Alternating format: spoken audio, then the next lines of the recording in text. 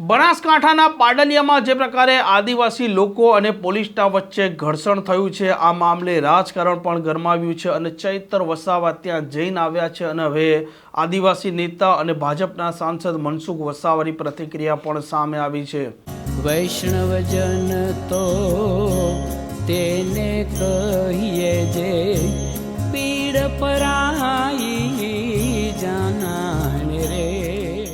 નમસ્કાર, આપ જોઈ રહ્યા છો નવજીવન ન્યૂઝ અને હું છું આપની સાથે તોફિક ગાંચી। બનાસકાંઠાના અંબાજી તાલુકાના આ પાડલિયામાં જે પ્રકારે આદિવાસી લોકો ત્યાં વસવાટ કરે છે, પોલીસ, વન વિભાગ અને રેવન્યુ વિભાગના અધિકારીઓ ત્યાં ગયા હતા। એકાએક તેમના વચ્ચે ઘર્ષણ થાય છે। ચૈતર વસાવા આરોપ લગાવે છે કે એક તરફી કાર્યવાહી કરવામાં આવી છે। આદિવાસી આગેવાનો છે તેમને પોલીસ પકડવા આવી હતી, તેમને ઉશ્કેર્યા હતા, તેમના પર ટીયર ગેસના સેલ અને 50થી વધારે રાઉન્ડ ફાયરિંગ પણ કરવામાં આવ્યા છે અને તેમણે કહ્યું છે કે આ મામલે સામા પક્ષે જો ફરિયાદ નહીં નોંધાય તો ગાંધીનગર સુધી તે કૂચ કરશે તેવી પણ તેમણે ચીમકી આપી છે અને તેમણે ત્યાં સુધી આરોપ લગાવ્યા હતા કે વન મંત્રી અને પોલીસ વડાના ઈશારે આ ઘટના બની છે અને હવે તેમાં આ જ ઘટનામાં એન્ટ્રી થઈ છે ભરૂચ ભારતીય જનતા પાર્ટીના સાંસદ મનસુખ વસાવાની અને તેમણે આ ઘટના છે આ ઘટનાને વખોડી છે અને લખ્યું છે કે બનાસકાંઠા જિલ્લાના દાતા તાલુકાના પાડલિયા ગામમાં જે ઘટના ઘટી છે તે ખૂબ સરગજનક અને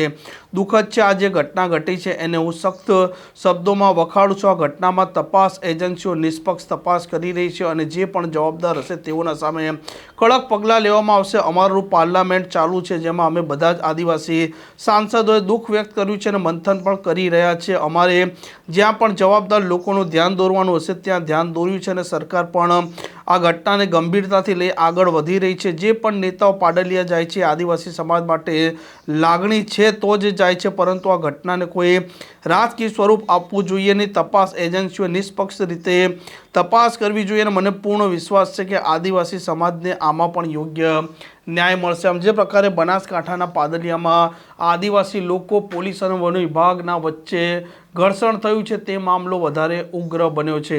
આ પ્રકારના સમાચાર, આ પ્રકારના અહેવાલ માટે નવજીવન ન્યૂઝ ટીવી ચેનલ સાથે જોડાયેલા રહો। નમસ્કાર।